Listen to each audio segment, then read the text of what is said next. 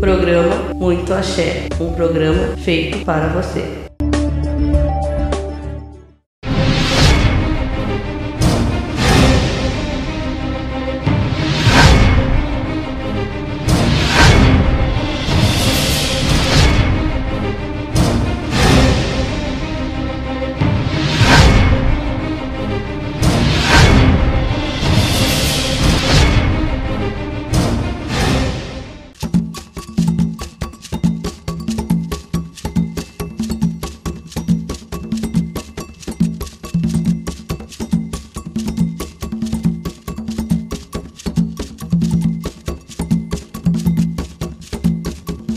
Programa Muito Axé, um programa feito para você. Babalorixá, Carlos de Iemanjá. Joga-se búzios e cartas. Consultas espirituais. Atende-se com hora marcada. Fones 54 3228 3381 9125 8645 Caxias do Sul, Rio Grande do Sul. Programa Muito Axé, um programa feito para você. Olá amigos, irmãos, babalorixás e alorixás. É um prazer estar aqui mais uma vez no quadro Falando de Religião. E gostaria de pedir a todos que mandem suas ideias, suas críticas, suas opiniões para o nosso e-mail programamuitoaxé@gmail.com. Mande, como fez a nossa amiga Kelly, que mandou um e-mail pedindo para mim falar um pouco sobre o Exu, já que nós vamos adentrar esse mês de agosto, que é o mês onde todos os umbandistas comemoram o Exu e a Pombagira, nos seus rituais, nas suas cores, nas velas, enfim. Então eu quero falar um pouco sobre o Exu. Os guardiões do terreiro, entidades de segurança nos templos de Umbanda. Temos que começar a mudar nossos conceitos sobre o Exu e Pombagira. Vamos, a partir de agora, ver o Exu e a Pombagira como aquela polícia que guarda e toma conta das ruas, obedecendo sempre uma hierarquia de comando, que é o Exu chefe do terreiro.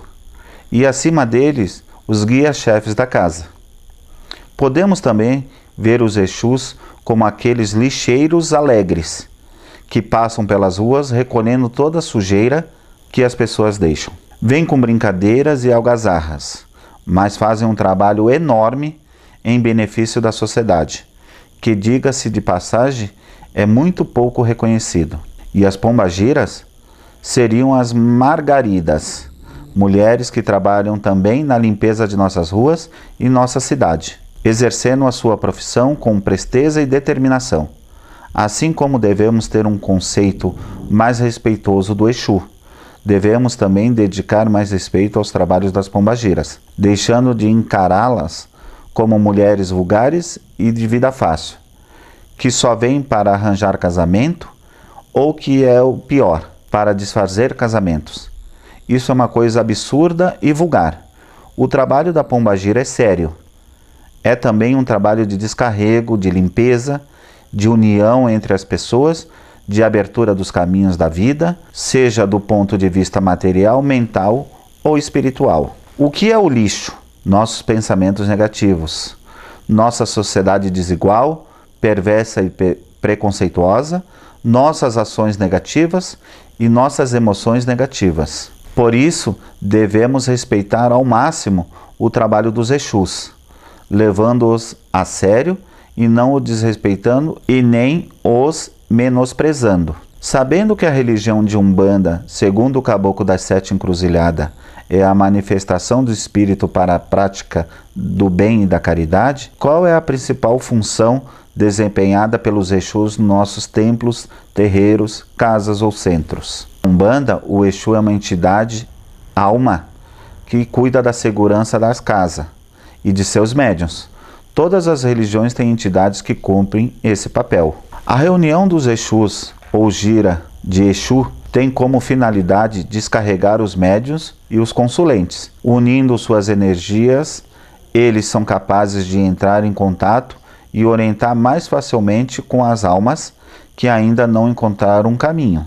Estas almas vivem entre os encarnados, prejudicando-os e até mesmo trazendo um desequilíbrio tão grande que são considerados loucos. Para esse trabalho, eles necessitam muito do nosso equilíbrio e da nossa energia. Nosso equilíbrio é utilizado por eles no momento em que as entidades sofredoras se manifestarem com ódio, rancor, raiva, para que tenhamos bons pensamentos e sentimos verdadeiro amor e harmonia, para que desta maneira as desarmemos e não as deixemos tomar conta da situação e, quem sabe, até as persuadir a mudarem de caminho, libertando-se assim do encarnado ao qual está ligada. Nossa energia é utilizada em casos em que estas almas estão sofrendo com o desencarne, tristes, com dores, humilhadas, desorientadas. Assim eles transformam as nossas energias em fluidos balsâmicos que as ajudam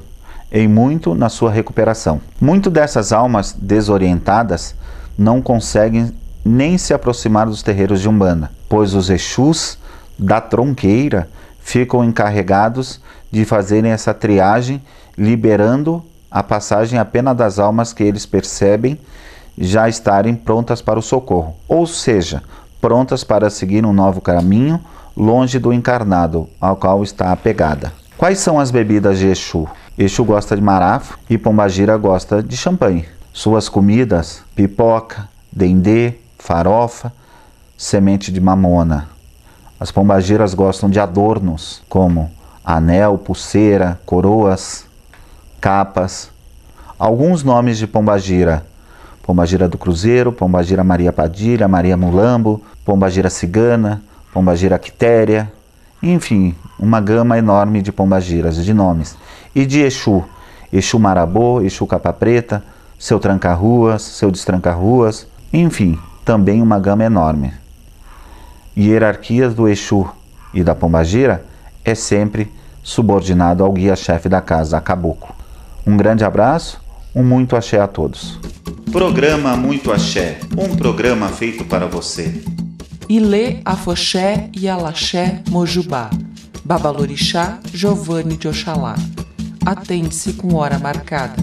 Fone 54-9189-5393. Programa Muito Axé, um programa feito para você. Olá amigos, babalorixás e alorixás e todos os simpatizantes que acompanham o nosso programa Muito Axé. No meu quadro de hoje de Axés e Simpatias, eu trago um pouco mais para vocês sobre as ervas. Os banhos de ervas vêm dos tempos primórdios e da utilização das plantas. Tanto é que os próprios animais, quando apresentam alguma enfermidade, buscam ervas para autotratamento. Também o ser humano assim o fez desde sempre. É certo que as doenças sempre existiram e que ao longo do tempo foram sendo divididas em outras tantas.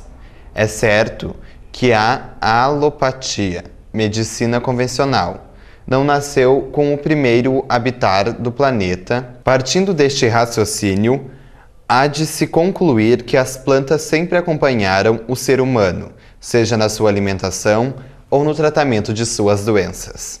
Trouxe para vocês algumas ervas que servem tanto para tratamento, com chás ou para banhos. A primeira delas é o anis estrelado, que serve para chamar dinheiro. Você pode fazer um banho com anis, água, anis e um pouco de mel, tomar do pescoço para baixo para atrair o seu dinheiro. A segunda é o levante. Levante abre os caminhos do ambiente. O levante você pode botar em um potinho e deixar na sua casa ou no seu estabelecimento comercial. A terceira dela é abre caminho. O abre caminho atrai bons fluidos, dando força e liderança. Você pode tanto tomar banho com ele e apenas ferver a água com ele, ou você pode também deixar ele em um pote para atrair bons fluidos.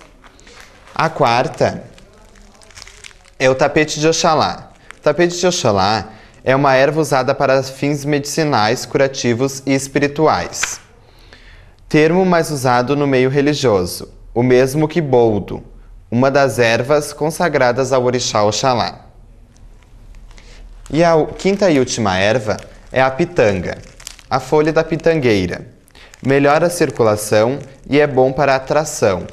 A folha da pitangueira você pode também fazer chá para a circulação do sangue ou você pode fazer um banho com a folha da pitangueira fervida na água e tomar do pescoço para baixo para atrair o amor. Temos o apoio das nossas ervas pela Ervanária São Carlos, que se localiza na rua Guialópolis, número 673, aqui em Caxias do Sul. O telefone para contato é 54 3027 3729. Fico por aqui. Espero que todos tenham gostado dessa dica de hoje e muito axé. Programa Muito Axé, um programa feito para você. Ilê, Afoxé e Alaxé Mojubá. Babalorixá Luciano de Oiá. Atende-se com hora marcada. Fone 54 9189 5393. Programa Muito Axé, um programa feito para você. Senhoras e senhores, babalorixás e alorixás, hoje na sala de visita eu tenho o imenso prazer de estar recebendo Mestre Brasil, coordenador da Igualdade Racial, e Serginho Ubirajara. Sejam muito bem-vindos. Muito obrigado. Mestre Brasil, como o senhor está vendo o posicionamento dos cidadãos e da própria cidade em relação à questão do preconceito da raça, e especificamente racial? Eu primeiro quero te cumprimentar, Luciano, cumprimentar teus telespectadores do programa Muito Axé, cumprimentar o Serginho e enfocando esse assunto da questão racial no nosso país e no nosso estado e cidade, né? Em Caxias nós temos aprendendo a conviver com os diferentes. Você veja bem, já foi uma cidade muito mais racista. Hoje, esse não temos como esconder, é tipo uma sujeira que não dá mais para botar para baixo do tapete. Então, temos aprendendo a debater com a porta aberta. Algumas medidas houve em termos de governo federal no ano de 2003, depois da Conferência de Durban, em 2002, na África do Sul, que o Brasil, como país, assumiu compromissos para eliminar as diferenças, entre elas a miséria, que casualmente influi, dá direto na questão racial. E no ano de 2003, então, 21 de março, no Dia Mundial de Combate à Discriminação Racial, foi criado em Brasília a Secretaria Especial de Promoção de Igualdade Racial, que era um órgão que ia tá ligado diretamente a essa questão. Em Caxias, no mesmo ano, e veja bem que foi no mesmo ano, dia 6 de agosto de 2003, nasceu então a chamada Assessoria de Promoção de Igualdade Racial, que na prefeitura... Houve um avanço. Um avanço. É claro que eu te diria assim, Luciano, que quando foi criado esse órgão, caiu a casa na cidade. Virou um campo de batalha, porque daí tudo é para os negros, não temos esse problema. Enfim, no ano de 2004, nasceu o Conselho Municipal da Comunidade Negra. É claro que daí já gerou menos polêmica por causa do Conselho. Que onde é que foi muito debatido foi em cima da coordenadoria. Então, mas ali foi um marco na nossa cidade, porque nós, publicamente, o prefeito da cidade reconheceu, quando ele criou a chamada Assessoria de Promoção de Igualdade Racial, ele reconheceu que dentro do nosso município precisava, no setor público, um órgão que se preocupasse com essa questão.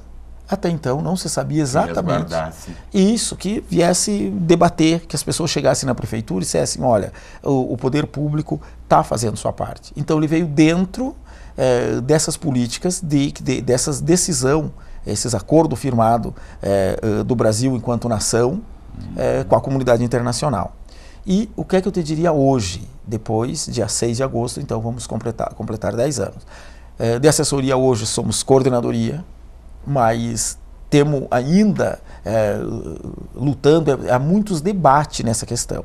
Vivemos nesse momento, eu diria assim, por causa das leis antirracismo no país, nós vivemos assim, a população negra temos aprendendo que nós temos que tomar o nosso espaço. Se somos a maioria no país. A busca do seu direito. No nosso direito. Se cumprimos vários deveres, e temos que cumprir, não sermos cidadão igual a qualquer outro.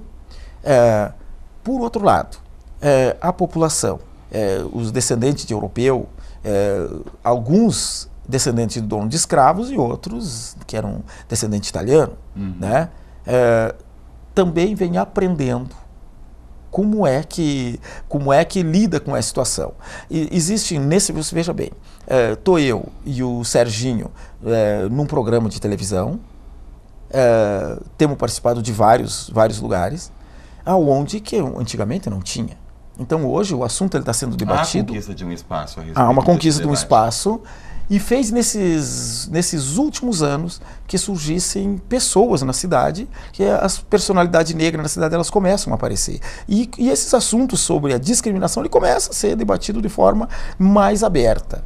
Eu diria que vivemos nesse momento assim, acho eu, projetaria aqui que se der certo nós conseguirmos evoluir em termos de país e não sermos nessa onda de mudança que há no país, não for podado as mentes pensantes do nosso país, daqui uns 30 anos nós vamos ter um país mais igual. A curto prazo é muito difícil.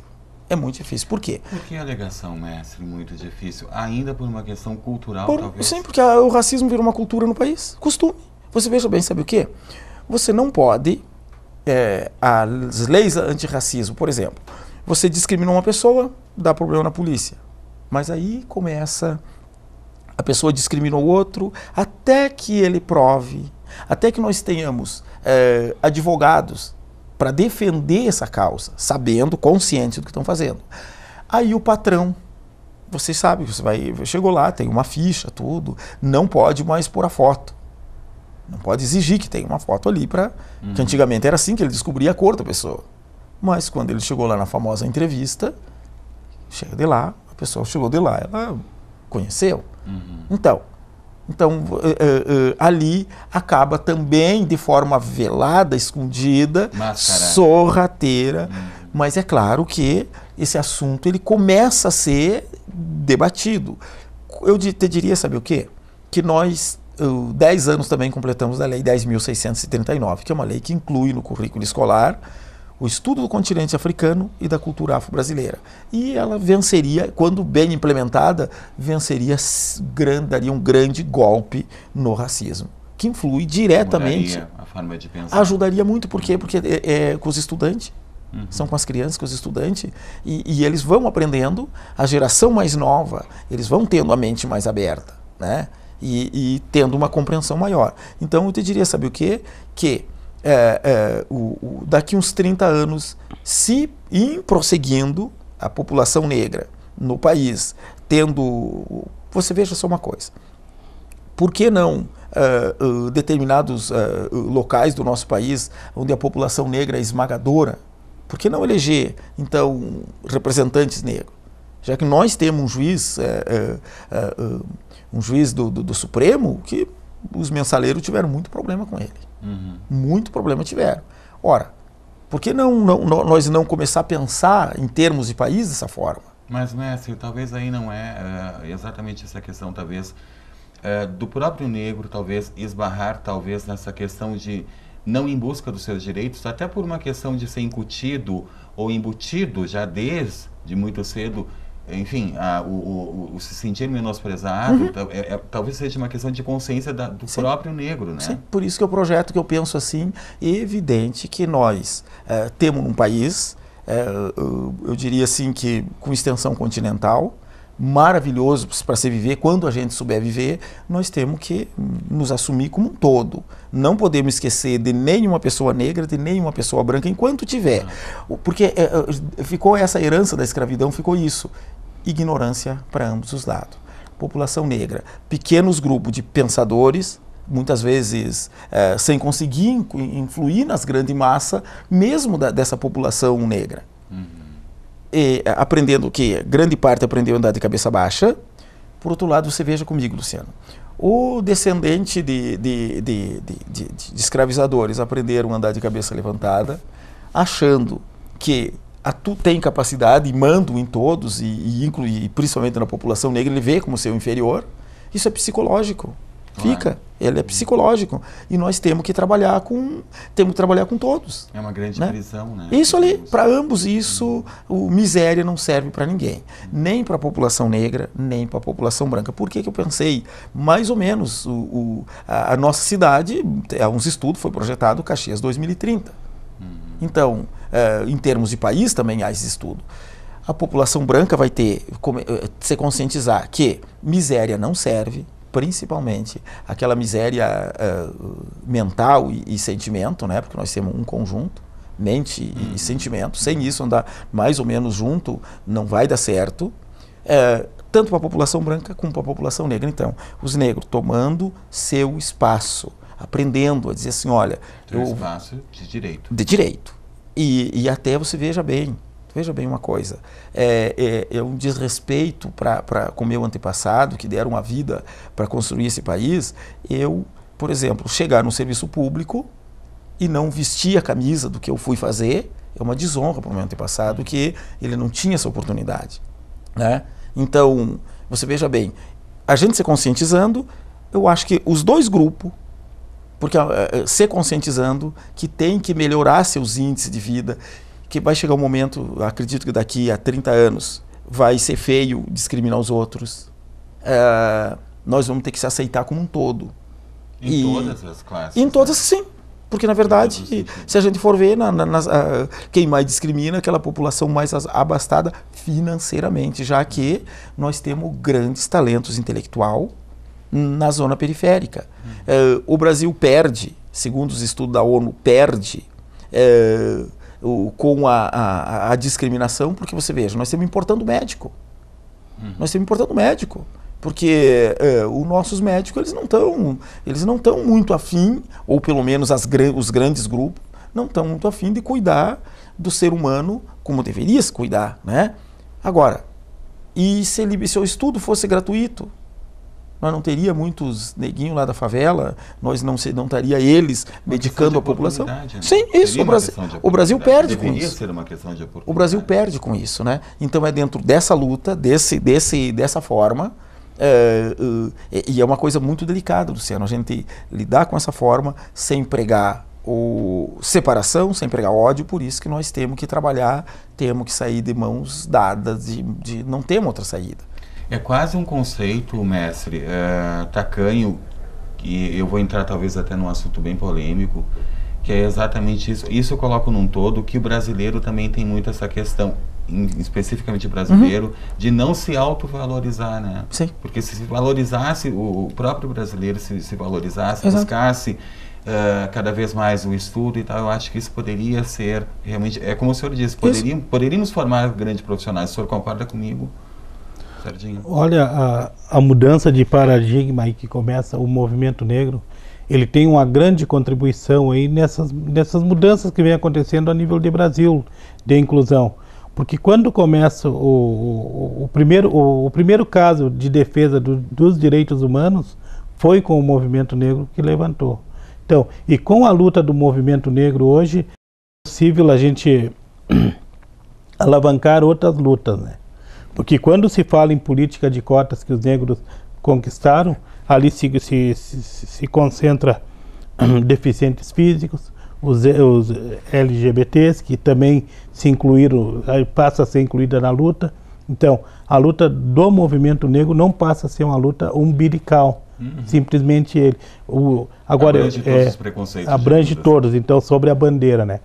Eu diria que um ponto que a gente conseguiu trabalhar ao longo do tempo, assegurar a cultura negra de forma em geral. Quem deu essa grande contribuição foram os terreiros, e com as mulheres, né?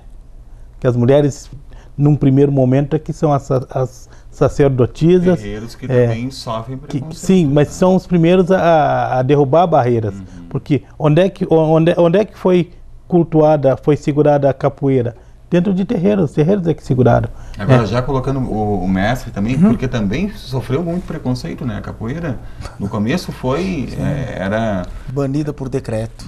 Banida por decreto, considerada arte marcial na guerra do não é? Considerada arte marcial na Guerra do Paraguai em 1864, 1870, sendo os bucha de canhão, porque nesse período, aliás, a Guerra do Paraguai, a gente estudando ela, a gente vê que diminuiu muito a população negra brasileira, e casualmente os capoeira, né, entrando por decreto, proibição, e lá no presidente Vargas, aí que foi populista, enfim, digo que disserem dele, mas até as leis dele estão, inclusive as leis trabalhistas, que até hoje estão lutando para derrubar, né, e foi quem veio liberar a capoeira, né, que, então, tu veja, na verdade é um pacote, mas é o afrodescendente no país que tomava seus espaços e, afinal de contas, ninguém aprisiona, escraviza durante tantos anos, depois quando vai ficar livre, o que vai fazer com um grande contingente de pessoas? Então é bem complicado. Né? Serginho, como tu vê essa vinda de africanos na nossa cidade? Qual é o teu ponto de vista, né? Porque nós sabemos que, obviamente, a gente sabe que eles estão buscando oportunidades e tal, mas tu vê isso com bons olhos ou tu vê que é uma problemática ainda a ser resolvida? Não, primeiro porque a presença do negro no Brasil, né, já são aí, já se dá mais de 500 anos. Então a sociedade brasileira já conhece e já convive com o negro, né? Então, para os africanos chegarem aqui é menos traumático do que irem para a Europa, né? Porque o negro fora do continente africano, ele é discriminado em qualquer parte do mundo. Por quê? Porque ele é uma pessoa que ele não consegue passar invisível.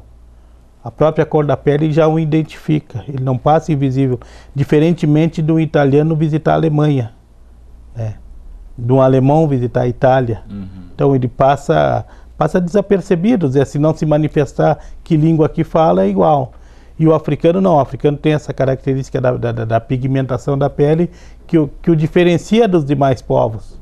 E onde ele chega, claro que ele chega carregado de preconceitos, né? Carregado de termos, fica estigmatizado. Então, eles já se julga os africanos sem conhecer. Por quê? Porque há todo um trabalho histórico, né, de desconstituição do ser humano no Brasil enquanto negro. Tudo que é negativo vem do negro. A grosso modo, a gente não consegue ver a contribuição do negro na cultura brasileira. Só quando se faz quando se faz um olhar mais apurado, mais aguçado, é que se vê que o Brasil é impregnado da cultura negra no seu dia a dia ou na sua cultura, né?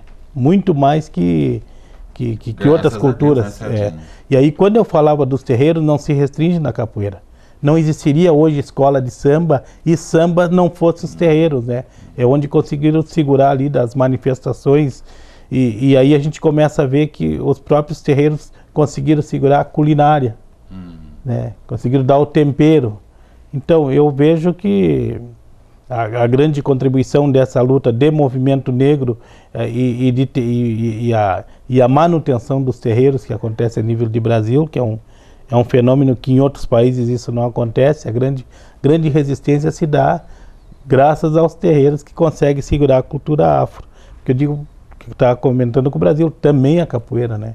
Então nós vivemos nesse turbilhão de culturas aí e de temperos e que diria que 90% se deve aos terreiros, que só quem conhece a história dos terreiros e o dia a dia da manifestação dos terreiros, do crédito, muito antes que os políticos pegassem crédito, os grandes babalorixás históricos já tinham muito mais influência que qualquer político, né? Quando se ouve falar em Mãe Menininha e outras do mesmo porte, então deram uma contribuição assim fantástica para a nossa nação. E a vinda dos africanos, é como eu disse, fica muito mais leve depois que que já foi passado já foi tirado, desestigmatizado a questão do africano e já começa a ficar mais positivo, né? E a presença deles, eu acredito que eles vêm contribuir com tudo aquilo que o pessoal imaginava de diferente, porque eles pensavam que um africano ainda andava de tanga, como dizem, e aí ver eles dominando 3, 4 idiomas, aí dando um exemplo da cultura que é riquíssima lá dentro. Mestre Brasil, muito obrigado pela sua presença. Serginho Birajara, muito obrigado. Prazer. Nós sabemos que esse assunto realmente ele tem... teríamos que ter mais tempo para discutir em outras oportunidades. Quero contar novamente com vocês aqui. Senhoras e senhores, eu me despeço hoje. Muito axé a todos. Programa Muito Axé, um programa feito para você. Ilê, Afoxé e Alaxé Mojubá. Babalorixá Luciano de Oiá. Atende-se com hora marcada. Fone 54-9189-5393. Programa Muito Axé, um programa feito para você.